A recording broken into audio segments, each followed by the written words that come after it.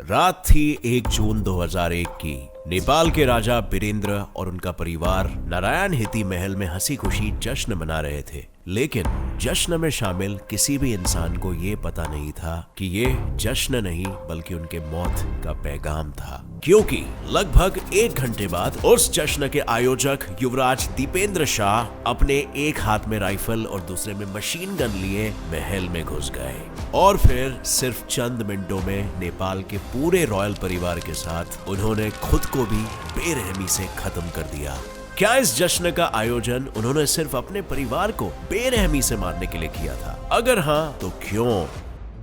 इसका जवाब तो पिछले 20 सालों से सब ढूंढ रहे हैं, पर वो आज तक किसी को नहीं मिला। लेकिन कुछ थियरी जरूर है दीपेंद्र ने ऐसा क्यों किया होगा इसको एक्सप्लेन करने के लिए। और उसमें से पहली थियरी के हिसाब से दीपेंद्र जिस लड़की से प्यार करते थे वो लड़की उनके परिवार को नापसंद थी। दूसरी थियरी ये थी कि वो अपने पिता को मारकर खुद राजा बनना चाहते थे। और तीसरी कि ये सब 250 साल पहले लगे एक श्राप का किया धरा है, एक ऐसा श्राप जो शाह परिवार के सबसे पहले राजा को मिला था। बट आखिर क्या था ये श्राप और किसने दिया था राजा को? और अगर हम थियरीज की बात कर ही रहे हैं तो हम उस इंसान को नहीं भूल सकते जिसका इसमें सबसे ज्यादा फायदा होना था, ज्ञानेंद्र शाह, राजा बीरेंद्र के छोटे भाई, जिन्हें इस पूरे हादसे में बिल्कुल कुछ नहीं हुआ और आगे जाके वो नेपाल के नए राजा बन गए। तो क्या असली कातिल ज्ञानेंद्र ही थे? हेलो फ्रेंड्स, मैं हूं गौरव और आज इन्हीं सारी थियरीज और सवालों को सुलझा के हम जानेंगे कि क्यों और किसने नेपाल की रॉयल फैमिली का कत्लेआम किया। In our today's video titled, Why did the Prince of Nepal organized a royal massacre? सबसे पहले तो हमें यह जानना होगा कि उस रात असल में हुआ क्या था। दरअसल शाह परिवार का एक ट्रेडिशन था, वो हर महीने में एटलीस्ट 2 बार मिलते ही थे। लेकिन उस 1 जून की बात कुछ अलग थी, क्योंकि उस पार्टी की पूरी जिम्मेदारी दीपेंद्र ने खुद पर ही ली थी। वो हफ्तों पहले से सभी को कॉल करके पूछ रहे थे कि वो पक्का पार्टी में आने वाले हैं कि नहीं। और तब सभी को यही लगा कि दीपेंद्र खुद पार्टी के प्लान से कितने एक्साइटेड थे। लेकिन असल में किसी को ये नहीं पता था कि दीपेंद्र पार्टी नहीं बल्कि कुछ और चीज का प्लान कर रहे थे। फिर आया पार्टी का दिन और ज्यादातर लोग 8 बजे तक आ गए थे और सभी ने ये नोटिस किया कि दीपेंद्र बहुत ज्यादा पी रहे थे। लेकिन किसी ने भी उन्हें रोकने की कोशिश नहीं की, क्योंकि सबको पता था कि दीपेंद्र पीकर भी खुद को संभाल सकते थे। लेकिन एक समय के बाद वो सबके सामने गांजा पीने लगे, ये भूल के कि उन्हें अपने बड़े बुजुर्गों और परिवार के सामने सिगरेट तक पीना अलाउड नहीं था। और वैसे तो परिवार के दूसरे लोगों ने उन्हें तब नहीं देखा, पर जैसे ही उनके भाई निरंजन और कजिन पारस की नजर उन पर पड़ी, तब वो दीपेंद्र को उठाकर कमरे में लेकर गए और उसके कुछ 40 मिनट गुजरते ही दीपेंद्र अपनी मिलिट्री यूनिफॉर्म पहने और दोनों हाथों में बंदूक लिए वापस बाहर आए और सीधा अपने पिता को गोलियों से छल्ली कर दिया। जिसके बाद वो एक एक करके अपने परिवार के हर सदस्य को मौत के घाट उतारने लगे और बस देखते ही देखते सिर्फ 1.5 मिनट के अंदर हर कोई सदस्य खून में लथपथ पड़ा हुआ था। कुछ जख्मी थे तो कुछ लोगों ने तो वहीं पर ही दम तोड़ दिया था। और ये सब करने के बाद दीपेंद्र ने बंदूक खुद के सर पर ठान ली और गोली चला दी। अब फ्रेंड्स, आज मैं आपको बताऊंगा भारत के बेस्ट गेमिंग प्लेटफॉर्म विंजो के बारे में, जहां आप 70+ गेम्स खेल सकते हो, जीत सकते हो बहुत सारे इनाम, वो भी हर दिन। इधर आप फ्री फायर एंड सीओडी जैसे मोबाइल गेम्स के कई टूर्नामेंट्स भी खेल सकते हो और इधर विंजो वर्ल्ड वॉर गेम्स में कई टूर्नामेंट्स होते हैं जिसमें आप जीतो या हारो, आप जीत सकते हो लाखों के इनाम। और इसीलिए खेलना जरूर, क्योंकि फर्स्ट 2 गेम्स बिल्कुल फ्री है। यहाँ पर विंजो स्टोर भी है और विंजो स्टोर से आप Free Fire, Lords Mobile, Minecraft जैसे गेम्स की करेंसी बाय कर सकते हो, वो भी काफी अच्छे डिस्काउंट्स के साथ। और विंजो वॉलेट से आप अपना सारा जीता हुआ अमाउंट इजीली विड्रॉ कर सकते हो पेटीएम, यूपीआई और बैंक अकाउंट में। तो इंतजार किस बात का, डिस्क्रिप्शन में दिया गया है लिंक, डाउनलोड करो विंजो और मेरी तरफ से आपको मिलेगा 50 रुपीज का बोनस। लेकिन दीपेंद्र ने आखिर ऐसा दिल दहला देने वाला कदम क्यों उठाया? जैसे हमने बात की थी कि इसके पीछे कई थियरीज है। पहली थियरी है युवराज दीपेंद्र का लव अफेयर। जब दीपेंद्र इंग्लैंड में थे तब वहां पर उनकी मुलाकात हुई थी दिव्यानी राणा से। वो नेपाल के एक ऐसे खानदान से थी जो कि नेपाल के रॉयल फैमिली से भी ज्यादा अमीर थे, पर फिर भी दीपेंद्र के परिवार ने उनकी शादी के लिए साफ इनकार कर दिया। उसकी वजह शाह और राणा परिवार का इतिहास।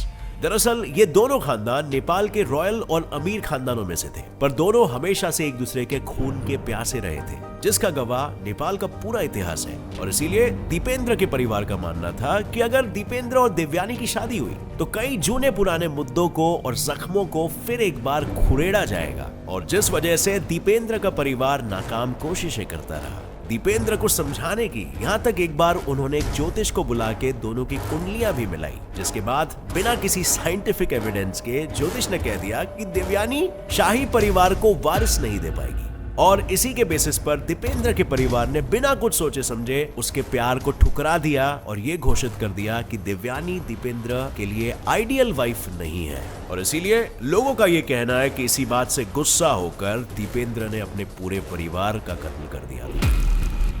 अब दूसरी थियरी ये है कि दीपेंद्र खुद राजा बनना चाहते थे। बेसिकली दीपेंद्र अपने पिता राजा बीरेंद्र के उत्तराधिकारी और नेपाल के अगले राजा बनने वाले थे, लेकिन 1990s के दौरान नेपाल के लोग सड़कों पर उतर आ गए थे, क्योंकि उन्हें राजतंत्र नहीं बल्कि लोकतंत्र यानी कि डेमोक्रेसी चाहिए थी। जिस वजह से राजा बीरेंद्र ने नेपाल में एक पार्लियामेंट बनाया और ऑलमोस्ट अपने सारे पावर्स उन्हें सौंप दिए, जिसके बाद वो बस एक कॉन्स्टिट्यूशनल मोनार्क यानी बस नाम के लिए राजा बन गए थे, बिल्कुल इंग्लैंड की रॉयल फैमिली की तरह। पर कईयों का कहना है कि दीपेंद्र ऐसा नहीं चाहते थे, क्योंकि इसका मतलब होता कि वो कभी राजा नहीं बन पाते, या अगर बनते तो भी उनके पास कोई पावर नहीं होती। और ऐसा कहते हैं कि उनकी सोच कुछ ऐसी थी कि लोगों का ध्यान सिर्फ एक राजा ही रख सकता है और सरकार नहीं। अब ये थियरी काफी सारे ग्राउंड्स पर बेबुनियाद लगेगी, क्योंकि नेपाल में चल रहे सिविल वॉर्स के दौरान दीपेंद्र खुद इंग्लैंड में थे और वो वहां से भी नेपाल के लोगों को और अपने पिता के डिसीजन को सपोर्ट ही कर रहे थे। यहाँ तक कि उनकी माँ ने जब उन्हें एक लेटर भेजा था ये कहते हुए कि अपने पिता को समझाओ कि ऐसा ना करे,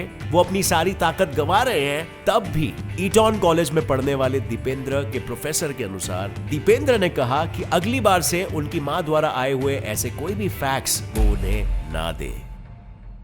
सो फ्रेंड्स, अब दोनों भी थियरीज में जितनी भी इंफॉर्मेशन अवेलेबल है उसकी बुनियाद पर तो हम ये नहीं बोल सकते कि दोनों में से कौन सी थियरी सच है और कौन सी झूठ। तो क्या सच में ये किसी श्राप का काम था? वेल, नजरिया थोड़ा सा बदल के चीजों को देखने में कोई हर्ज नहीं है। इससे पहले तुम बोलने लग जाओ कि गौरव साइंस चैनल चलाते हो और ये सब बातें करते हो, तो चलिए जानते हैं शाह परिवार पर लगे हुए श्राप के बारे में। दरअसल ये श्राप करीबन 250 साल पहले शाह राजवंश के पहले राजा पृथ्वी नारायण शाह को दिया गया था। जब एक दिन जंगल में टहलते हुए राह में उनकी मुलाकात एक साधु से हुई। वो साधु और कोई नहीं बल्कि भेष बदलकर योगी गोरखनाथ थे, जिन्हें नेपाल के लोग और शाह परिवार भगवान की तरह पूजते थे। लेकिन राजा पृथ्वी नारायण इस चीज से वाकिफ नहीं थे। फिर भी उस साधु को दक्षिणा के रूप में उन्होंने एक दही का कटोरा दिया। उस साधु ने दही पी लिया और फिर वापस उन्होंने उसे अपने मुंह से निकालकर उस कटोरे में डाल दिया और राजा से उसे पीने के लिए कहा,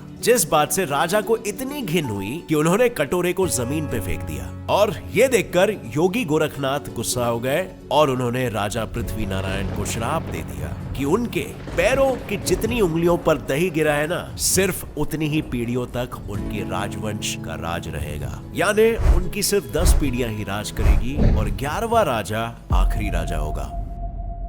माहौल छा चुका था, जिसके कारण ज्ञानेंद्र को अपने पद से नीचे उतरना पड़ा और जिसके साथ शाह राजवंश का हमेशा हमेशा के लिए अंत हो गया। लेकिन अब जब ज्ञानेंद्र शाह की बात छेड़ी चुकी है तो चलिए बात करते हैं उनकी थियरी के बारे में। ज्ञानेंद्र 1950 में पहले भी एक बार नेपाल के राजा बने थे, लेकिन उस दौरान नेपाल में हालात कुछ गंभीर थे और ज्ञानेंद्र की उम्र बस 3 साल की थी। लेकिन शायद उसी के बाद उनके सर पर गद्दी को पाने का जुनून सवार हो गया था। तो क्या उसी वजह से उन्होंने अपने परिवार का कत्ल किया? और अगर नहीं तो उस हादसे में इन्हें क्यों कुछ नहीं हुआ? वेल, हुआ कुछ यूं कि उस रात ज्ञानेंद्र ही परिवार में के एक में वो ऐसे सदस्य थे जो उस जश्न में शामिल नहीं हुए थे। वो किसी काम से पोखरा गए थे, लेकिन उनकी पत्नी और दोनों बच्चे उस रात महल में ही थे। अब आप सोचो उनके साथ क्या हुआ होगा। वेल, उन तीनों को बस सिर्फ कुछ चोटें आई, पर वो तीनों के तीन जिंदा बच गए।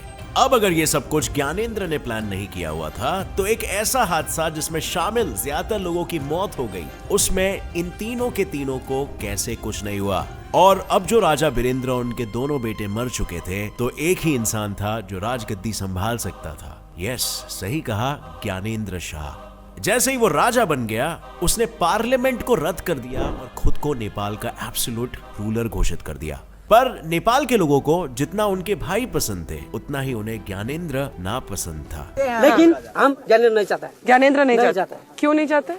क्यों नहीं चाहते ज्ञानेंद्र को? वो हमको अच्छा नहीं लगता है। क्यों चाहता है? वो 2 नंबर है, तस्करी है वो। जिसके कारण लोगों के मन में ज्ञानेंद्र और उस हादसे को लेकर अलग अलग थियरीज बनने लगी और ये माना जाने लगा कि ज्ञानेंद्र के पास राजा और उनके परिवार को मारने का सबसे बड़ा मोटिव था और अगर उसने ये सब नहीं किया तो सिर्फ उसका परिवार ही कैसे सही सलामत बच गया, और क्यों सिर्फ वही उस रात वहां पर मौजूद नहीं था। इस हादसे के बाद नेपाल में चल रहे डेमोक्रेसी की लड़ाई अब इंसाफ की लड़ाई बन चुकी थी और खुद पर लगने वाले अलग अलग इल्जामों के कारण ज्ञानेंद्र ने रिजाइन कर दिया। एक मिनट, दीपेंद्र या ज्ञानेंद्र, आखिर किसने मारा नेपाल की रॉयल फैमिली को? वेल फ्रेंड्स, आज तक लोगों ने हमेशा यही माना है कि दीपेंद्र अपने पूरे परिवार को नहीं मार सकते थे और इस बात को मानने के पीछे के कुछ एक्चुअल फैक्ट्स और रीजंस भी है। जैसे कि लोगों का ये कहना है कि दीपेंद्र जब गोलियां चला रहे थे तब महल में काम करने वाले नौकर या सिक्योरिटी गार्ड्स सब उस समय कहां पर थे, और ऐसे भी कुछ स्पेकुलेशंस है कि अगर दीपेंद्र राइट हैंडेड थे तो गोली का निशान उनके सर के लेफ्ट साइड पर क्यों था? अब ये सवाल यहाँ पर बिल्कुल वैलिड इसीलिए है क्योंकि ज्यादातर जो लोग खुद पर गोली चलाते हैं तो वो बंदूक हमेशा अपने डोमिनेंट हाथ में ही पकड़ते हैं, और दीपेंद्र खूनी ना होने के पीछे का आखिरी रीजन ये भी है कि इस हादसे के बाद ज्ञानेंद्र ने खुद इंक्वायरी के लिए एक टीम बिठाई, लेकिन उस टीम में सिर्फ 2 ही लोग शामिल थे जिन्होंने बिना किसी फॉरेंसिक एक्सपर्ट या फॉरेंसिक रिसर्च के सिर्फ 1 हफ्ते में केस को सॉल्व करके दीपेंद्र को कातिल करार कर दिया। पर पब्लिक एक डिटेल्ड इंक्वायरी की डिमांड कर रही थी, फिर भी क्यों कोई डिटेल्ड और ऑफिशियल इंक्वायरी नहीं की गई? लेकिन कुछ ऐसे भी फैक्ट्स मौजूद है जो ये प्रूव करते हैं कि असल में ये सब के पीछे दीपेंद्र का ही हाथ था। दरअसल ये चीज से हर कोई वाकिफ है कि दीपेंद्र अपने गुस्से और स्ट्रेस को अच्छे से हैंडल नहीं कर पाते थे और साथ ही वो काफी समय एंटी डिप्रेसेंट्स पर भी थे। और रॉयल महल में 26 सालों से काम करने वाले लेफ्टिनेंट जनरल विवेक कुमार शाह के अनुसार दीपेंद्र का नेचर बहुत ही डुअल था, यानी कि डुअल पर्सनालिटी डिसऑर्डर जैसा। मतलब वो बाहर से बहुत ही शांत और सेंसिबल नजर आते थे, लेकिन उनके मन में कुछ और ही चलता रहता था। जैसे कि विवेक शाह के अनुसार बचपन में भी कई बार दीपेंद्र बिल्ली या चूहे को जला देते थे और उन्हें वो करने में मजा आता था।